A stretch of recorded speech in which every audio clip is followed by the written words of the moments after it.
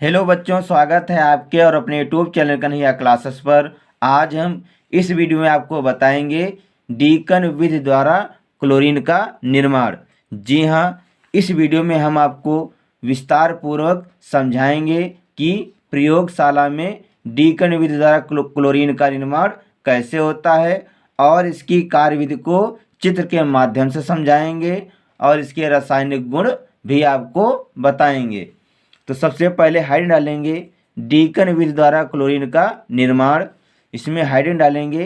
प्रयोगशाला विधि, इसमें लिखेंगे इस विधि में HCl का ऑक्सीकरण क्यूप्रस क्लोराइड की उपस्थिति में वायु की ऑक्सीजन द्वारा निम्न प्रकार किया जाता है। अब इसमें HCl के 4 अणु लेंगे प्लस O2 यानी कि क्या ले लेंगे, ऑक्सीजन ले लेंगे। किसकी उपस्थिति में कराएंगे, क्यूप्रस क्लोराइड की उपस्थिति में हम क्या करेंगे, गर्म करेंगे। तब क्या बनेगा, जल बनेगा और क्लोरीन गैस बनेगी। अब हम इस समीकरण को चेक करते हैं कि ये समीकरण बैलेंस है कि नहीं है। तो इधर देखते हैं, लिखा है 4HCl यानी कि 4 हाइड्रोजन के हैं और 4 क्लोरीन के हैं। तो इधर देखते हैं 2 दूना 4, 4 हाइड्रोजन के हो गए और 2 दूना 4, 4 क्लोरीन के हो गए। यहाँ पर देखिए 2 ऑक्सीजन के हैं तो इसके आगे 2 लगा तो 2 हो गए ऑक्सीजन के। यानी कि हमारे जो समीकरण है इसके दोनों पक्ष क्या हैं, बराबर हैं। तो हम कह सकते हैं जब HCl की क्रिया ऑक्सीजन के साथ क्यूप्रस क्लोराइड की उपस्थिति में करते हैं तब जल और क्लोरीन गैस का निर्माण होता है। अब हम आपको चित्र के माध्यम से समझाएंगे कि इसकी कार्यविधि को कैसे लिखेंगे। तो बच्चों, ये है डीकन विधि से क्लोरीन के निर्माण का चित्र। जी हाँ, इसी चित्र के माध्यम से हम आपको समझाएंगे कि आप कार्यविधि को कैसे लिखेंगे। सबसे पहले उत्प्रेरक कक्ष में HCl और O2 यानी कि HCl और ऑक्सीजन के मिश्रण को उत्प्रेरक कक्ष में भेजते हैं। सबसे पहले क्या करेंगे, जो HCl है और ऑक्सीजन इनका मिश्रण जो है उत्प्रेरक कक्ष में भेजते हैं, जहां उत्प्रेरक के रूप में झाबा पत्थर क्यूप्रस क्लोराइड से भिगोकर रखे होते हैं। जो हमारा उत्प्रेरक कक्ष होता है इसमें क्या करते हैं, सबसे पहले HCl और ऑक्सीजन के मिश्रण को भेजते हैं, जहां पर उत्प्रेरक के रूप में झाबा पत्थर जो क्यूप्रस क्लोराइड से भिगोकर रखे होते हैं। इस कक्ष का ताप 450 डिग्री सेल्सियस होता है। इस कक्ष का ताप जो है कितना होता है, 450 डिग्री सेल्सियस होता है। यहाँ HCl और O2 से क्रिया करके यहाँ पर क्या होता है, जो HCl है वो O2 से यानी कि ऑक्सीजन से क्रिया करके गर्म क्लोरीन गैस बनाती है। उत्प्रेरक कक्ष में क्या होता है, यहाँ पर जो HCl है ऑक्सीजन से क्रिया करके गर्म क्लोरीन गैस बनाती है। क्लोरीन गैस को ठंडा करने के लिए हम इसे शीतलक कक्ष में भेजते हैं, यानी कि जब यहाँ पर क्लोरीन गैस बन जाती है, अब इसको ठंडा करने के लिए हम क्या करते हैं, इस पाइप के माध्यम से शीतलक या शीतकारक कक्ष में भेजते हैं। किसमें भेजते हैं, शीतलक कक्ष में भेजते हैं। अब यहाँ पर जो क्लोरीन गैस है क्या हो जाती है, ठंडी हो जाती है। अब इस पाइप के माध्यम से जो क्लोरीन गैस है उसको धावन कक्ष में भेजते हैं। इसमें जो जल है वो बूंदों के रूप में क्वार्टज के जो पत्थर है उनसे होकर गिरता है। चित्र में दिखाई दे रहा होगा, जो जल है यहाँ पर जो क्वार्टज के पत्थर हैं इससे होकर गिरता है। यहाँ क्लोरीन गैस की मिश्रित अशुद्धियाँ जल में मिल जाती हैं। जब जो जल है क्वार्टज के पत्थर से होकर अमोनिया गैस पर गिरता है तो यहाँ पर क्या हो जाती है, अशुद्धियाँ जो हैं जल में मिल जाती हैं और क्लोरीन गैस नमयुक्त हो जाती है। यहाँ पर क्लोरीन गैस क्या हो जाएगी, क्लोरीन गैस में नमी आ जाती है। हम कह सकते हैं जो क्लोरीन गैस है वो नमयुक्त हो जाती है। अब इसे हम इस पाइप के माध्यम से शुष्कन कक्ष में भेजते हैं। यहाँ पर जब अमोनिया गैस नम युक्त हो जाती है तब इसे हम पाइप के माध्यम से शुष्कन कक्ष में भेजते हैं। यहाँ पर H2SO4 जो है क्वार्टर्स के पत्थर से होते हुए कक्ष में भेजते हैं। जो H2SO4 है आप देख रहे हैं ये क्वार्टर से क्वार्टर्स के जो पत्थर है उससे होते हुए बूंदों के रूप में गिरता है। जब H2SO4 क्लोरीन गैस की नमी को हटा देता है, यानी कि ऊपर से H2SO4 क्वार्टर्स के पत्थर से होकर गिरता है और इसमें जो क्लोरीन गैस में नमी होती है इस नमी को जब हटा देता है तो शुद्ध क्लोरीन गैस प्राप्त हो जाती है। अब हम आपको लिखकर बताएंगे कि आप यूपी बोर्ड परीक्षा में कैसे लिखेंगे।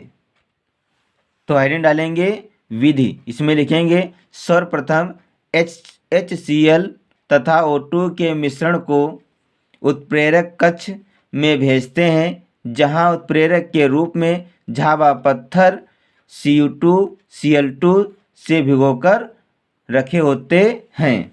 तो हमने आपको चित्र में बताया है कि सबसे पहले जो उत्प्रेरक कक्ष है इसमें HCl और ऑक्सीजन के मिश्रण को भेजते हैं, जहां पर जो उत्प्रेरक कक्ष में झाबा पत्थर है वो क्यूप्रस क्लोराइड से भिगोकर रखा होता है। फिर इस कक्ष का ताप 450 डिग्री सेल्सियस होता है। जो ये उत्प्रेरक कक्ष है इसका ताप कितना होता है? 450 डिग्री सेल्सियस होता है। यहाँ HCl O2 से क्रिया करके गर्म क्लोरीन गैस बनती है। यहाँ पर क्या होता है? HCl की अपक्रिया जब ऑक्सीजन से हो जाती है तब गर्म क्लोरीन गैस बनती है। क्लोरीन गैस को ठंडा करने के लिए हम इसे शीतलक कक्ष में भेजते हैं। जो गर्म क्लोरीन गैस होती है इसको हम ठंडा करने के लिए कहाँ पर भेजते हैं? शीतलक कक्ष में भेजते हैं, या कह सकते हैं कि शीतकारक कक्ष में भेजते हैं। यहाँ क्लोरीन गैस ठंडी हो जाती है, यानी कि जब हम इसे शीतलक कक्ष में भेजते हैं तो यहाँ पर जो क्लोरीन गैस है वो क्या हो जाती है? ठंडी हो जाती है। अब इस गैस को धावन कक्ष से गुजारते हैं, जहाँ जल बूंदों के रूप में क्वार्टर्स से होकर गिरता है। अब क्या करते हैं? जब क्लोरीन गैस ठंडी हो जाती है इसे अब क्या करते हैं? धावन कक्ष में भेजते हैं, जहाँ पर जो जल की बूंदें हैं क्वार्टर से गिरती हैं। जो जल की बूंदें हैं वो जो क्वार्टर्स के पत्थर हैं इनसे होकर गिरता है। यहाँ क्लोरीन गैस से मिश्रित अशुद्धियाँ जल में मिल जाती हैं और क्लोरीन गैस नम युक्त हो जाती है। अब इसे शुष्कन कक्ष में भेजते हैं, जहाँ H2SO4 क्वार्टर्स से होते हुए बूंदों के रूप में गिरता रहता है। H2SO4 क्लोरीन गैस की नमी को हटा देता है और क्लोरीन गैस प्राप्त हो जाती है। तो बच्चों ये था डीकन विधि से क्लोरीन के निर्माण की क्रियाविधि, जो हमने आपको पहले चित्र के माध्यम से समझाया और उसके बाद लिखकर भी बताया कि आप परीक्षा में कैसे लिखेंगे। अब हम इसके बताएंगे रासायनिक गुण। इसमें सबसे पहले हम डालेंगे NH3 से अपक्रिया। NH3 से अपक्रिया तो इसमें लिखेंगे क्लोरीन अमोनिया के साथ क्रिया करके नाइट्रोजन ट्राइक्लोराइड और हाइड्रोक्लोरिक अम्ल बनाती है। इसमें क्या होता है? जब अमोनिया की अपक्रिया अमोनिया और क्लोरीन की अपक्रिया होती है तब क्या बनता है? नाइट्रोजन ट्राइक्लोराइड प्लस HCl बनता है। NH3 अमोनिया का सूत्र होता है, Cl2 क्लोरीन का सूत्र होता है। ये क्या होता है? NaCl3 से बढ़ते नाइट्रोजन ट्राइक्लोराइड प्लस HCl। हम कह सकते हैं जब अमोनिया की अपक्रिया क्लोरीन गैस से होती है तब नाइट्रोजन ट्राइक्लोराइड और HCl यानी कि हाइड्रोक्लोरिक अम्ल बनता है। अब हम इस समीकरण को चेक कर सकते हैं कि ये समीकरण सही बैलेंस है कि नहीं है। तो गिनते हैं, यहाँ पर नाइट्रोजन का एक प्रतीक है, यहाँ पर भी नाइट्रोजन एक है, यहाँ पे हाइड्रोजन के कितने अणु हैं? 3। तो इसके आगे देखो 3 लिखा है, यानी कि मतलब यहाँ पर 3 हाइड्रोजन है। 2 तिहाई 6, इधर 6 क्लोरीन है, तो Cl3 3 यहाँ पर है और 3Cl3 यहाँ पर, यानी कि 3 3 कितने हो गए? 6। यानी कि जो समीकरण ये हमारी बैलेंस है, यानी कि सही है। अब अगली हेडिंग डालेंगे SO2 से क्रिया। इसमें लिखेंगे क्लोरीन सल्फर डाइऑक्साइड के जलीय विलयन को सल्फ्यूरिक अम्ल में ऑक्सीकृत करता है। यानी कि जब सल्फर डाइऑक्साइड की क्रिया जल और क्लोरीन के साथ गर्म करते हैं तब H2SO4 और HCl का निर्माण होता है। अब अगले हेडिंग डालेंगे ऑक्सीकारक गुण। इसमें लिखेंगे यह H2S को सल्फर में ऑक्सीकृत कर देती है। तो लिखेंगे H2S प्लस Cl2, इसको गर्म करेंगे तो क्या बनेगा? HCl plus sulphur. अब इसको चेक कर सकते हैं, यहाँ पर 2 हाइड्रोजन के 2 अणु हैं, यहाँ पर कितने हैं? 2 अणु हैं। यहाँ पर 2 क्लोरीन के अणु हैं, यहाँ पर कितने हैं? 2 क्लोरीन के अणु हैं। यहाँ पर 1 सल्फर है और यहाँ पर 1 सल्फर है। तो इसे पढ़ेंगे हाइड्रोजन सल्फाइड, इसे क्लोरीन, इसे हाइड्रोक्लोरिक अम्ल और इसे सल्फर। अब हेडिंग डालेंगे उपयोग है कीटाणुनाशक के रूप में। नंबर 2 ब्लीचिंग पाउडर बनाने में। नंबर 3 कार्बनिक तथा अकार्बनिक यौगिक जैसे DDT, CHCl3, CCl4 आदि के निर्माण में।